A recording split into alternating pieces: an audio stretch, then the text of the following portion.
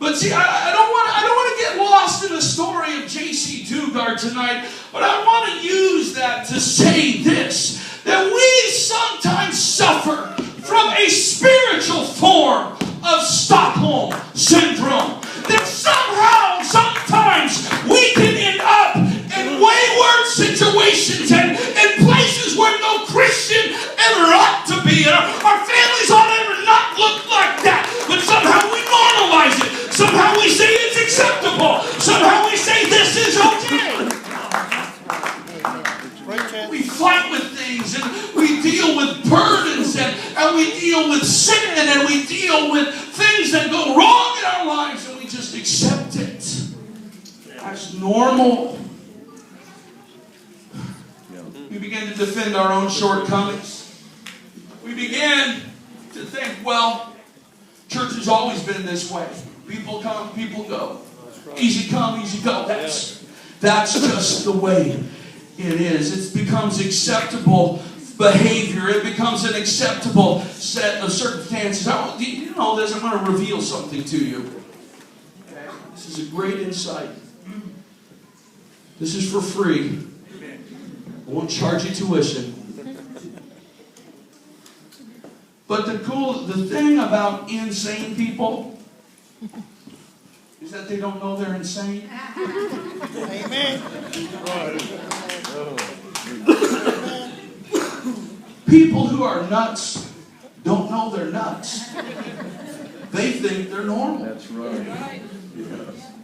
They think they're fine. The paranoid schizophrenic is a paranoid schizophrenic because he believes his own delusions. Yeah. The abusive person is abusive precisely because he thinks it's normal to control loved ones with anger and threats. The addict thinks his compulsions are normal and are under his control. It's the whole attitude that was expressed by the American writer Mark Twain, who once said, "Quitting smoking is the easiest thing in all the world. I've done it myself hundreds of times."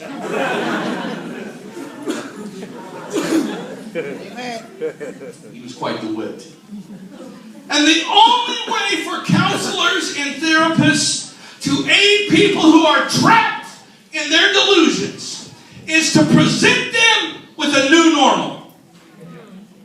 To present them with a world that is not controlled by their conspiracies, by their delusions, by their abusive behaviors, by their addictions. They're a life to the abuser where no one yells, where no one threatens violence, where life didn't include alcohol intake. The counselor has to break through all of that mess that they built in their mind and say, you don't have to live that way anymore. You don't have to be controlled by those things anymore. You can find freedom. You can find liberty. There is a new way that you can live your life. There is a new way that you can understand yourself. That's what it takes. You have to see a new normal. Sometimes we normalize things in our spiritual life that have no business being there. Sometimes we make excuses for spiritual shortcomings, for our own unkindness, for our lack of spiritual power, our lack of passion, our lack of fervor for the things of God. And the only cure, the only way that's going to change is if God breaks in, if God busts into our life and presents us with a new normal, a new understanding of what we should expect, a new understanding. Somebody needs to hear me tonight. It's so easy when you get discouraged because things aren't going right. Then you just say, well, I guess this is the way things have always got to be. I guess we'll never have a church that grows past 50. I don't know that this fellowship group will ever go anywhere. I don't think they'll ever take a Bible study, and I don't think they'll ever respond to the gospel. But honey, I'm here today to tell somebody you got a new normal coming. That's not normal. That's not right. That's not the way it's got to be. It can be different.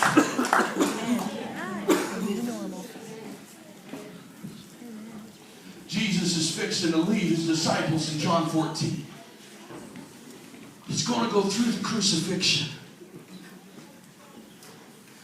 He's told them about it. But remember what happened when he told them the first time? Peter rebuked him. That's right. Oh, we're not wrong. That's right. That was Peter. Yeah. Brilliant 1 minute, dumb as a box of rocks the next. That's right. Right? You're the Christ! Okay, that's right. I'm going to be crucified. No! I love Peter. I feel a lot like Peter sometimes. I say enough stupid stuff to keep the brilliant stuff I say pretty much in balance. But he's trying to prepare them for this dramatic event. You can imagine what it must have been like Yep. to watch Jesus get crucified. So he's trying to prep them for it. That's right. He's trying to warn them. So he gives them a big, long message, pulls them all together in that room after the Last Supper and talks to them. He tells them, like we read in John 14, that there's a comforter coming. Yeah. That right now I'm with you. That's right. I'm here. I'm sitting. You can That's see right. me sitting across the table, but something new is headed your way. That's right. It's coming. I'm not just going to be with you, That's right. but I'm going to be in you. Yes. Amen. I'm not just going to be sitting Amen. across the table, Yes. but Amen. I'm actually going to be resident in your heart. Praise And God. it's not just going to be a physical presence, but it's going to be a spiritual Praise presence. God. And they sit there and nod. They don't get it. They nod. We know they don't get it because Philip thinks he has Jesus and brilliant. He says, Jesus is talking, and so Philip says, that's great. Can you show us the Father? It's what we call in my classroom in America an epic facepalm moment. Philip, have I been with you so long a time and you still don't know? If you sing me, you sing the Father. That's right. The Father is sitting in front of you. You know, I think so many times we don't engage our imagination enough when we read Scripture. Have you ever really read the stories of Jesus' miracles and thought about what it must have been like to be there? Yeah. To walk with Jesus and the 12, That's right. hear him teach, watch him perform miracles. Miracles that had never been done before. Yes. People who had been sick their whole life. A woman with an issue of blood for 12 years touches the hem of his garment and is made whole. That's right. It must have been amazing just to watch him lay his hands on the blind and those eyes glazed over and milky white come That's clear. right. Vision come back. It must have been, and he did it all the time. Yes. Amen. You know how many times does the gospel say that Jesus goes to a place and he heals them all? Oh. Right? Right. Just everybody who had something wrong, Jesus took care of it. Amen. I mean, that must have just been. I mean, you know, it's so cool. I mean, you know, because you go to a new town and here's the 12. They come walk in and they saw what Jesus did in the last town. But nobody else here has seen what Jesus can do. So they're just there. Yeah. Well, you got a blind guy here. Oh, well, look, here comes Jesus. You know what? He walked. Yeah, you see, he's walking up. There you go. Watch your faces. Watch your faces. Watch it. When he touches that line, watch it. Ha! Did you see what that one looked like? They were thinking that was going to happen, were they? Can you imagine? It must have been so awesome. So astounding. Yeah.